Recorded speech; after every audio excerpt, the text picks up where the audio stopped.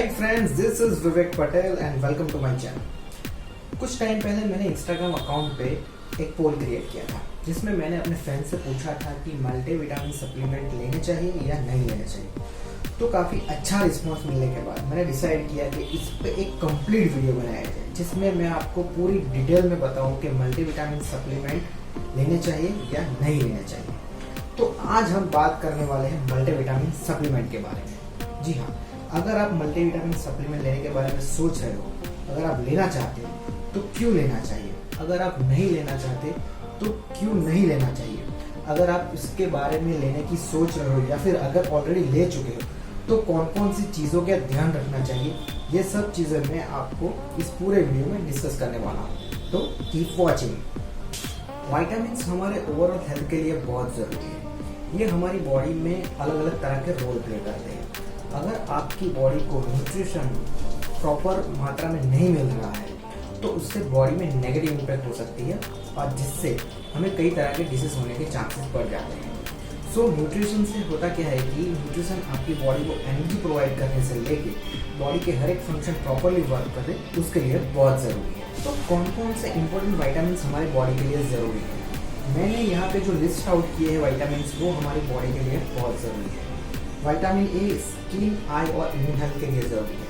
Vitamin C immune system और collagen production के लिए ज़रूरी है। बी विटामिन एनर्जी मेटाबॉलिज्म और रेड ब्लड सेल प्रोडक्शन के लिए ज़रूरी है।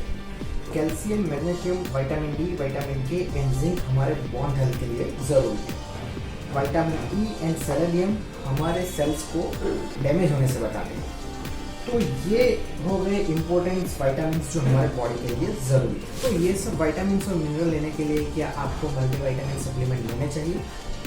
यस, रीज़न ये है कि हम में से कई सारे लोगों को प्रॉपर न्यूट्रिशन अपने रेगुलर डाइट से नहीं मिलता। जैसे कि अगर आप कैलोरी डेफिसिट में चल रहे हो और आप फैट लॉस कर रहे हो तो वहाँ पे आपका जो डाइट प्लान है, आपकी कैलोरी है वो बहुत रिस्ट्रिक्टेड होगी, ठीक है।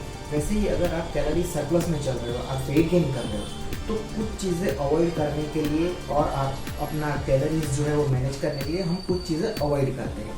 तो वहाँ पे होता क्या है कि हम ये इम्पोर्टेंस विटामिन और मिनरल मिस कर देते हैं।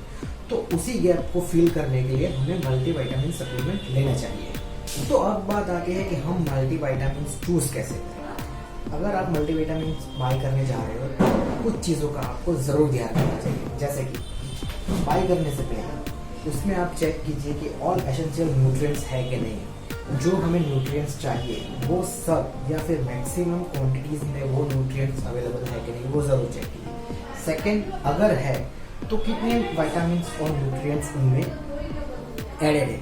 अगर आप बाय करने से पहले मल्टीविटामिन के बारे में केयरफुली रीड करोगे तो वहाँ पे लिखा होगा कि इसमें 22 या 20 जैसे एसेंशियल न्यूट्रिएंट्स एडेड है। तीसरी चीज़ चेक कीजिए कि उसमें ब्रांड जूस और डाइजेस्टिव एंजाइम और प्रोबायोटिक्स है कि नहीं। डाइजेस्टिव एंजाइम आपको फूड डाइजेस्ट करने में, जैसे कि आपको प्रोटीन डाइजेस्ट करने में, उसमें अगर प्रोटीन डाइजेस्टिव एंजाइम ऐड है तो आपको प्रोटीन डाइजेस्ट करने में ईजी रहेगा। वैसे ही प्रोबायोटिक्स आपकी इम्यून सिस्टम को इम्प्रूव करेगा। फोर्थ, ओमेगा 3 फैटी एसिड जो आपके हार्ट हेल्थ के लिए ज़रूरी है वो एडेड है कि नहीं। एंटीऑक्सीडेंट ऐड होने से क्या होगा कि आपके वो सेल को डैमेज होने से वो प्रोटेक्ट करेगा, वो चेक कीजिए कि एंटीऑक्सीडेंट है कि नहीं। एक्स्ट्रा एलिमेंट जैसे कि एनर्जी, मूड क्रिएट करने के लिए, स्ट्रेस रिलीफ करने के लिए और प्रोस्टेट हेल्थ के लिए कई सारे ब्रांड एक्स्ट्रा एलिमेंट्स ऐड करते हैं। अगर आपको उसका बेनिफिट मिल रहा है तो वो आप ज़रूर चेक कीजिए। उसके बाद चेक कीजिए कि एक पिल्स में कितने कार्ब्स और शुगर आपको मिल रहे हैं।